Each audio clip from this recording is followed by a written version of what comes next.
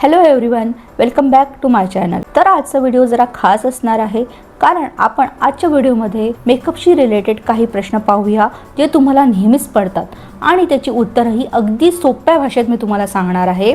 तर तयार राहा, कारण या व्हिडिओमध्ये तुम्हाला मेकअपशी रिलेटेड जे प्रश्न पडतात त्या शंका पूर्ण करायचा मी पुरेपूर प्रयत्न करणार आहे। चला तर मग व्हिडिओला सुरुवात करूया। प्रश्न पहिला, स्ट्रॉबेरी क्रीम म्हणजे काय आणि ती कशासाठी वापरतात? सॉफ्ट क्रीमी कन्सिस्टन्सी असणारं हे strawberry cream as a makeup product म्हणून आपण यूज करतो। त्यामुळे चेहऱ्यावर एक रेडियंट ग्लोई शीन येते आणि जेव्हा चेहऱ्यावर प्रकाश पडला की आपला चेहरा चमकायला लागतो। म्हणजेच मेकअपच्या आधी जो आपला निस्तेज चेहरा आहे, स्ट्रॉबेरी क्रीम अप्लाय केल्यानंतर हाच निस्तेज असणारा चेहरा एकदम चमकायला लागतो, छान दिसतो, फ्रेश दिसतो आणि रेडियंट दिसतो। म्हणून मोस्टली स्ट्रॉबेरी क्रीम हे CTM केल्यानंतर मेकअप करताना यूज करतात। As a moisturiser, highlighter, illuminating highlighter किंवा आपण फाउंडेशनमध्ये मिक्स करून हे स्ट्रॉबेरी क्रीम स्किनवर मेकअपच्या आधी अप्लाय करू शकतो। ॲज अ मेकअप बेस म्हणून सुद्धा अप्लाय करू शकतो। त्यामुळे स्किनवर एक छान रेडियंट ग्लोई फिनिश येते। तर ते अप्लाय कसं करायचं तुम्ही इथे पाहू शकता। ही मी शुगरची स्ट्रॉबेरी क्रीम घेतलेली आहे। याचा शेड जो आहे तो पीच पॉपिन म्हणून हा शेड आहे। अगदी थोडंसं घ्यायचं आहे आणि संपूर्ण चेहऱ्यावर ते लावायचं आहे, अप्लाय करायचं आहे, मसाज करायचं नाही, ॲज अ मॉइश्चरायझर सारखं ते अप्लाय करायचं आहे। तुम्ही पाहू शकता इकडे strawberry cream mostly pink, peach, silver आणि गोल्ड या शेड्समध्ये मार्केटमध्ये अवेलेबल आहे। थोडक्यात सांगायचं झालं तर स्ट्रॉबेरी क्रीम म्हणजे काय? तुमच्या चेहऱ्याला इन्स्टंटली लाईट अप किंवा ग्लोईंग करणारा प्रोडक्ट, ज्यामुळे तुमचा निस्तेज झालेला चेहरा चमकायला लागतो, छान दिसतो, रेडियंट दिसतो, ग्लोईंग दिसतो। वापरून पहा, ट्राय करून पहा। आता काही प्रोडक्ट्स रेकमेंडेशन्स। फर्स्ट आहे मॅकचं strawberry cream pink delight. Second इथे बघू शकता तुम्ही शुगरचं bling leader illuminating moisturiser, shade आहे पीच पॉपिन। आणि थर्ड आहे स्विस ब्युटीचं पर इल्युमिनेटर। यापैकी कुठला पण एक तुम्ही यूज करू शकता। प्रश्न दुसरा, पिगमेंटेशनसाठी कुठलं कन्सिलर वापरायचं? जर तुमच्या चेहऱ्यावर पिगमेंटेशन असेल, डार्क पॅचेस असेल तर त्याला हाईड करायचं किंवा लपवायचं काम हे फुल कव्हरेज कन्सिलर करतं। तर कन्सिलर कसं निवडायचं आणि कुठलं कन्सिलर हे बेस्ट आहे हे पाहूया। चॉईस ऑफ कन्सिलर हे मुख्य 3 घटकांवर अवलंबून आहे। पहिला घटक आहे रंग। एकतर तुम्ही तुमच्या स्किन टोनपेक्षा डार्क असणारं कन्सिलर यूज करू शकता किंवा तुमच्या स्किनला मॅच होणारं कन्सिलर यूज करू शकता आणि हे डिपेंड असणार आहे तुमच्या स्किनवर असणाऱ्या पिगमेंटेशन आणि पॅचेसवर। तर कन्सिलर कसं काम करतं ते तुमच्या पिगमेंटेशनला आणि पॅचेसला न्यूट्रलाइज करायचं, म्हणजे त्याची तीव्रता कमी करायचं काम करतं। दुसरा घटक आहे कव्हरेज। जर तुम्हाला खूप डार्क पिगमेंटेशन असेल किंवा पॅचेसची तीव्रता त्याची इंटेन्सिटी जास्त असेल तर नेहमी फुल कव्हरेज असणारं कन्सिलर निवडा। त्यामुळे काय होईल, हे कन्सिलर तुमच्या डागांना, तुमच्या पॅचेसला अगदी लपवून टाकेल आणि त्याची झलकसुद्धा तुम्हाला दिसणार नाही, त्याला पूर्णपणे हाईड करेल। म्हणून मोस्टली फुल कव्हरेज असणारच कन्सिलर निवडायचं। तिसरा पॉईंट आहे तो म्हणजे टेक्स्चर। क्रीमी किंवा लिक्विड कन्सिस्टन्सी असणारं कन्सिलर यूज करायला पाहिजे। पॅचेस, पिगमेंटेशन चांगल्या प्रकारे हाईड करतं आणि ब्लेंड केल्यावर सुद्धा ते हलतसुद्धा नाही, जागच्या जागेवर ते घट्ट बसून राहतं। तर आता हे कन्सिलर यूज कसं करायचं हे आता आपण बघूया। बघू शकता तुम्ही जिथे जिथे स्किनवर आपल्याला पिगमेंटेशन दिसत आहे किंवा डार्क पॅचेस दिसत आहे त्या ठिकाणीच फक्त ते आपण त्या कन्सिलरच्या वॉन्डनी अप्लाय केलेलं आहे, तुम्ही बघू शकता। किंवा 2 सेकंद तिथे ते नीट सेट राहू द्यायचं तिथे आणि आफ्टर दॅट हे छान ब्युटी ब्लेंडरनी जागच्या जागीच त्याला ब्लेंड करायचं आहे। खूप त्याला घासायचं नाही, ते नीट ब्लेंड करायचं आहे, म्हणजे ते व्यवस्थित सेट होईल। तुम्ही बघू शकता आपल्या स्किन टोन आपल्या स्किन कलर सोबत मॅच होत आहेत। फ्रेंड्स, कन्सिलर म्हणजे मेकअपचा असा प्रोडक्ट जो तुमच्या पिगमेंटेशनला हाईड करून गायब करायचं काम करतो। त्यासाठी तुम्हाला काय करावं लागेल, योग्य कन्सिलर निवडावा लागेल, त्याचं टेक्स्चर, त्याची इंटेन्सिटी, त्या फुल कव्हरेज असणारं कन्सिलर निवडावं लागेल, त्याचं ब्लेंडिंग व्यवस्थित करावं लागेल, म्हणजे ते तुमच्या स्किनसोबत व्यवस्थित मर्ज होईल आणि त्यामुळे तुमचा मेकअप हा सुद्धा वाव होईल, छान होईल. आता काही प्रोडक्ट्स रिकमेंडेशन. पहिला प्रोडक्ट रिकमेंडेशन आहे टाटेचं shape tape concealer shade tan. दुसरा आहे L'Oreal Paris infallible full wear concealer. तिसरा आहे Maybelline instant age rewind erase concealer. यापैकी कुठला पण एक तुम्ही यूज करू शकता. प्रश्न तिसरा, आय मेकअप करताना आय बेस प्रिपरेशन करणं गरजेचं असतं का, की नाही केला तर काही फरक पडेल का? माझ्या बहुतेक सर्वच मेकअप लवर्सला किंवा मेकअप आर्टिस्टला पडणारा हा प्रश्न आहे. तर लक्ष देऊ नये का? तुम्ही एखादी छानशी पदार्थ बनवला आहे किंवा एखादी छानशी डिश बनवली आहे, पण त्यात तुम्ही मीठच टाकलं नाही, तर तो पदार्थ चांगला होईल का? त्याला टेस्ट येईल का? तसंच मेकअपमध्ये आय मेकअप हा मिठासारखाच एक रोल प्ले करतो. जर आय मेकअप छान असेल तर तुमचा संपूर्ण मेकअप हा सुद्धा छान होतो. कारण बोलके डोळे कोणाला आवडत नाही.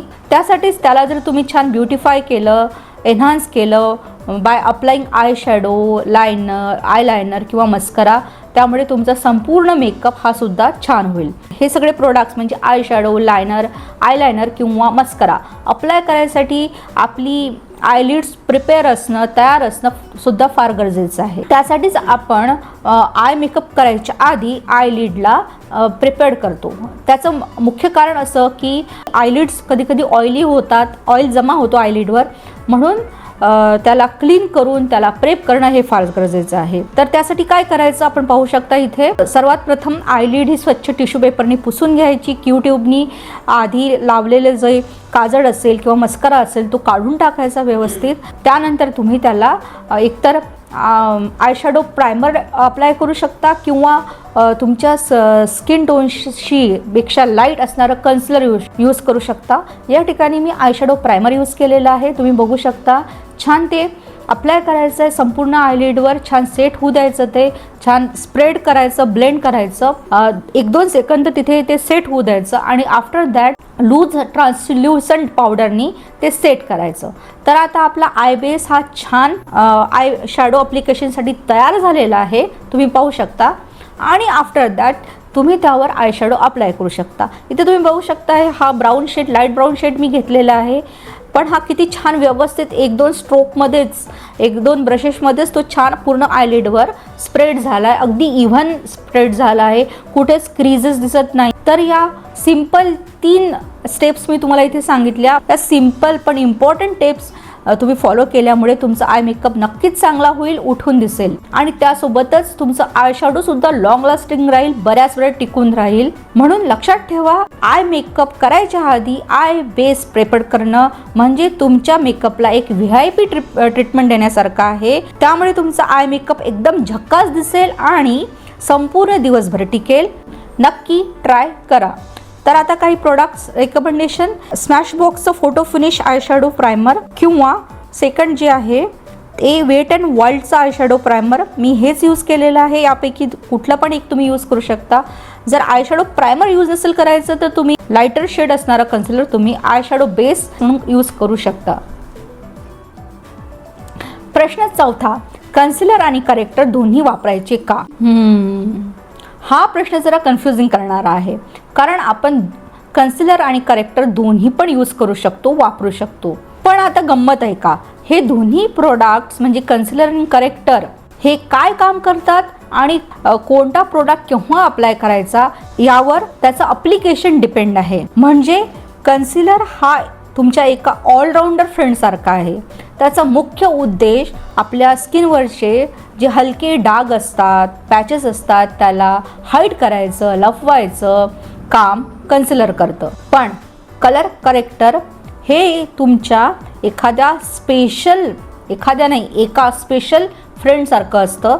त्याचं काम असतं तुमच्या स्किनवरच्या ठराविक डिस्कलरेशनला न्यूट्रलाइज करायचं, कॅन्सल आउट करायचं. फॉर एक्झाम्पल, तर जर तुम्हाला अंडर आय डार्क सर्कल असतील आणि त्यामध्ये ब्लॅक अँड ब्लू कलरचं पिगमेंटेशन, डिस्कलरेशन हे जास्त प्रमाणात असेल, जास्त ठराविक असेल, तुम्ही इथे बघू शकता, तर नुसतं कन्सिलर अप्लाय करून ते हाईड होणार नाही, ते गायब होणार नाही. तेव्हा त्यासाठी तुम्हाला स्पेशल कलर करेक्टर्स अप्लाय करणं फार गरजेचं असतं. तर अशा वेळेला हे करेक्टर्स स्पेशल फ्रेंडसारखं आपल्याला मदत करतो, हेल्प करतो. तर कधी काय अप्लाय करायचं? जर तुमच्या फेसवर एक हलकेशी पिगमेंटेशन असतील, हलकेशी डार्क असतील, तर तुमच्या स्किन टोनपेक्षा 1 ते 2 शेड डार्क असणारं कन्सिलर यूज करू शकता किंवा तुमच्या स्किनला मॅच होणारं कन्सिलर यूज करू शकता. त्यामुळे हे कन्सिलर काय करणार, तुमच्या फेसवरचं ते हलकं पिगमेंटेशन हाईड करणार, लपवणार, न्यूट्रलाइज करणार आणि तुमची स्किन इव्हन बनवण्याचं काम करणार. आता कलर करेक्टर काय करतं, जेव्हा तुमच्या स्किनवर खूप जास्त प्रमाणात डिस्कलरेशन असतं की त्या मॉडेलच्या अंडर आय खूप डार्क होते, तर नुसतं कन्सिलर ते कॅन्सल आउट होणार नाही. कारण तिला जे असणारे डार्क सर्कल आहे त्यामध्ये ब्लॅक आणि ब्लू पिगमेंटेशन हे जास्त प्रमाणात आहे. तर त्याला कट डाऊन करायला किंवा त्याला कॅन्सल आउट करायला, न्यूट्रलाइज करायला आपल्याला इथे म्हणजे ऑरेंज किंवा पीच कलर करेक्टर यूज करावं लागेल. त्यामुळे त्याची जी इंटेन्सिटी आहे किंवा त्याचा तीव्रपणा आहे हा कमी होईल. तसंच जर तुम्हाला तुमच्या फेसवर पिंपल्सचे, ॲक्नसचे असे रेड पॅचेस असतील किंवा रेड कलरचं डिस्कलरेशन असेल, तर त्याला हाईड करायसाठी आपण मोस्टली ग्रीन कलरचं कलर करेक्टर यूज करतो. हे अपोजिट कलर्स त्या पिगमेंटेशनला न्यूट्रलाइज करतात, आपला स्किन टोन समांतर करतात, इव्हन करतात फॉर फर्दर मेकअप ॲप्लिकेशन. तर फ्रेंड्स लक्षात ठेवा, जर तुमच्या चेहऱ्यावर अगदी हलकं पिगमेंटेशन असेल तर त्यासाठी तुम्ही कन्सिलर यूज करू शकता. पण जर तुमच्या स्किनवरचं पिगमेंटेशन किंवा ते पॅचेस खूप डार्क असतील तर त्यासाठी तुम्हाला कलर करेक्टर यूज करावं लागेल आणि त्यानंतर त्यावर ते छान सेट झाल्यावर त्यावर तुमच्या स्किन टोनशी मॅच होणारं कन्सिलर अप्लाय करून त्याला इव्हन करायचं, समांतर करायचं. तर फ्रेंड्स झालं की नाही तुमचं कन्फ्युजन माझ्यासोबत दूर? तर या ठिकाणी काही प्रोडक्ट रेकमेंडेशन आहेत. एले गर्लचं HD Pro ऑरेंज आणि ग्रीन कलर करेक्टर यापैकी तुम्ही कुठलं पण एक यूज करू शकता किंवा फॉरेवर 52चं हे कॉम्फॉर्ट पॅलेट आहे. यात कन्सिलर आणि कलर करेक्टर दोन्ही शेड्स अवेलेबल आहे. तर दोनपैकी कुठलं पण एक तुम्ही यूज करू शकता. आता प्रश्न 5वा, last but not the least, lipstick कशी लावावी, अप्लाय कशी करावी आणि लॉंग लास्टिंग कशी करावी? तुम्ही पण माझ्यासारखेच लिपस्टिक लवर आहात ना? तुम्हाला पण लिपस्टिक अप्लाय करायला आवडते, पण ती अप्लाय केल्यानंतर किंवा आपण एखाद्या फंक्शनमध्ये गेल्यानंतर आपण जेवतो किंवा पाणी पितो तेव्हा त्याचे स्टेन म्हणजे किंवा डाग त्या ग्लासवर पडतात आणि थोड्या वेळातच ती लिपस्टिक गायब होऊन जाते. मग अशा वेळेला त्या लिपस्टिकला लॉंग लास्टिंग कसं करायचं यासाठी काही पक्के उपाय मी तुम्हाला आता सांगणार आहे. तर पाहूया. पहिला पक्का उपाय आहे तो म्हणजे लिप केअर. तुमच्या लिपची केअर करणं गरजेचं आहे.